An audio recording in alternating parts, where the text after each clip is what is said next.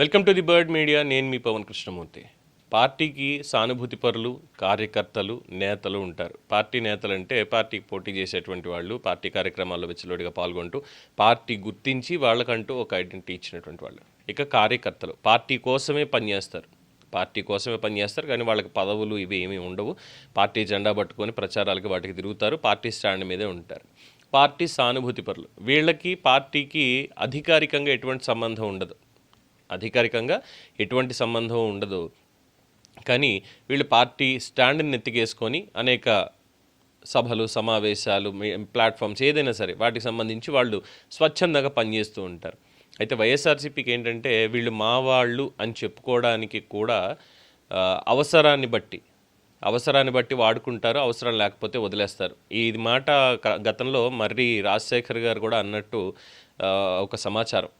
ఎందుకంటే పార్టీకి ఎప్పటి నుంచో పనిచేసిన పదవి ఇవ్వాల్సి దగ్గరికి మాత్రం అనేక కారణాలు ఇవన్నీ చూపించి ఆయన్ని పక్కన పెట్టేశారు ఒక సామాజిక వర్గం మీద కోపంతో. సరే, ఇప్పుడు ఇదంతా ఎందుకు అంటే నిన్న అధికారికంగా మీడియా ప్యానలిస్టులు అని చెప్పి ఒక లిస్ట్ రిలీజ్ చేసింది వైఎస్ఆర్సీపీ అఫీషియల్గా. దాంట్లో ఉన్నటువంటి వాళ్ళ పేర్లు ఇవి చూస్తే ఎలా ఉందంటే, ఇన్నాళ్ళు మాట్లాడింది వీళ్ళందరూ కూడా ఏంటంటే పార్టీ సానుభూతి పరులే, వీళ్ళు పార్టీ నేతలు కాదు, పార్టీ కార్యకర్తలు కాదు, ఇక వీళ్ళు మాట్లాడిన దానికి పెద్దగా పార్టీకి సంబంధం లేదని వదిలించేసుకున్నట్టుగానే ఉంది.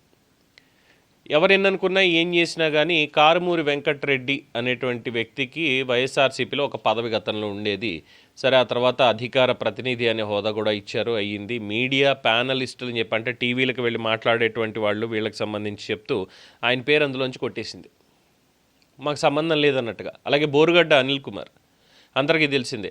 బోరుగడ్డ అనిల్ది అయితే ఇంకా చాలా విచిత్రమైనటువంటి వ్యవహారం. 2018లో ఆయన్ని పార్టీకి సంబంధించి ఒక పదవి ఆయనకి గుంటూరు జిల్లాకు సంబంధించి కట్టబెట్టి పార్టీకి మాకు సంబంధం లేదు, పార్టీకిను బోరుగడ్డ అనిల్ కుమార్కి ఎటువంటి సంబంధం లేదు అని చెప్పి ఇటీవల మళ్ళీ ఇచ్చినటువంటి ఒక ప్రకటన.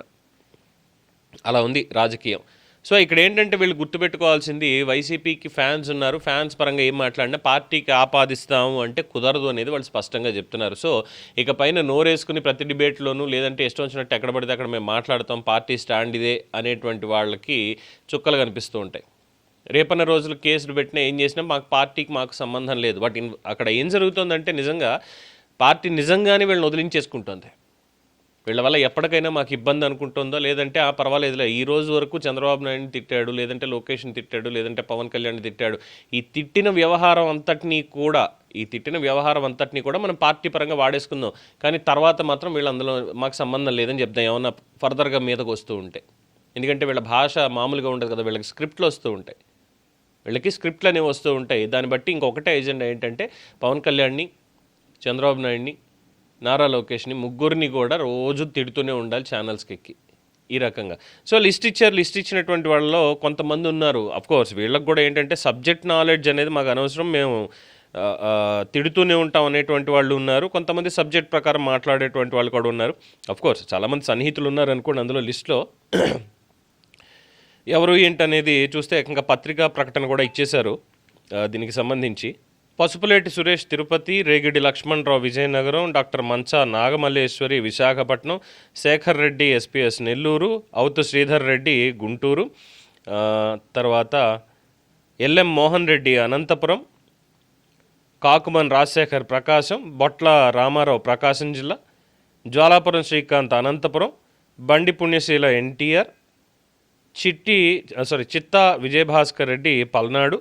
ఇక హిందీ ఛానల్స్కి అయితే షేక్ మహబూబ్ షరీఫ్. కేవలం ఇక్కడ కూడా ఏంటంటే పాపం 11 సీట్లు వచ్చాయి కాబట్టి 11 మందిని సెలెక్ట్ చేసుకుని జాతీయ మీడియాకి మాత్రం ఒకళ్ళని పెట్టుకున్నారు అసెంబ్లీకి తగ్గట్టుగా. అది ఇంకొకటి అనుకోవాలి. వీళ్ళందరూ కేవలం మీడియా ప్యానలిస్టులు మాత్రమే. వీళ్ళు తప్ప ఇక మీ మీడియాకి ఎవరు మాట్లాడడానికి అధికారికంగా ఉత్తర్వులు లేవు.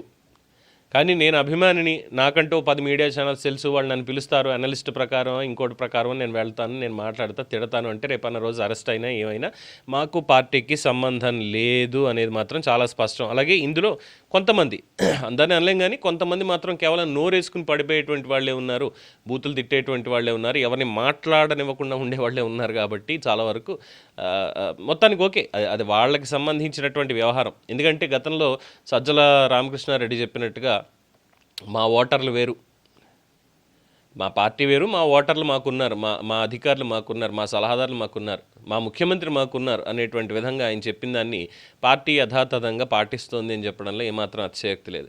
సో ఈసారి నుంచి మీడియాలో కానీ ఇంకో చోట కానీ మేము జగన్మోహన్ రెడ్డి గారి అభిమానులము అంటే మీకు శాంక్టిటీ లేదమ్మా మాట్లాడడానికి, పార్టీ పరంగా పార్టీ సిద్ధాంతం ఇది, పార్టీ లైన్ ఇది అని చెప్పడానికి అధికారికంగా ఉత్తర్వులు ఏమీ లేవు కాబట్టి మాట్లాడేవాళ్ళు జాగ్రత్తగా ఉండాలి. ఎందుకంటే నెత్తినేసుకుని మాట్లాడి రేపన్న రోజు ప్రభుత్వం నిజంగా ఏమైనా కేసు పెట్టి అరెస్ట్ చేయడం జరిగితే, అనుచిత పదజాలం వాడినా, ఇంకోటి చేసినా, తప్పుడు ప్రచారం చేసినా, మీడియా పరంగా చేసిన రేపన్న రోజు కేసు ఏమైనా పెట్టినట్టయితే దానికి భారీగా మూల్యం చెల్లించుకోవాల్సింది వారికి చెందని, వారినే నమ్ముకున్న, వారితోటే నడుస్తున్నటువంటి అనధికార కార్యకర్తలు, అనధికార సానుభూతి పరులు అనడంలో ఎటువంటి అతిశయోక్తి లేదు.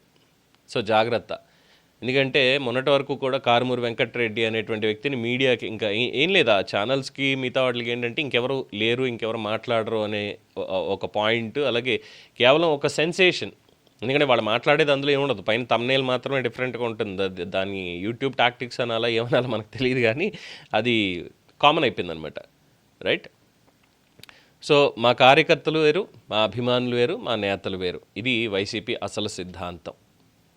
దీని మీద మీ అభిప్రాయాన్ని కామెంట్స్ రూపంలో తెలియజేయండి. చూస్తూనే ఉండండి ది బర్డ్ మీడియా.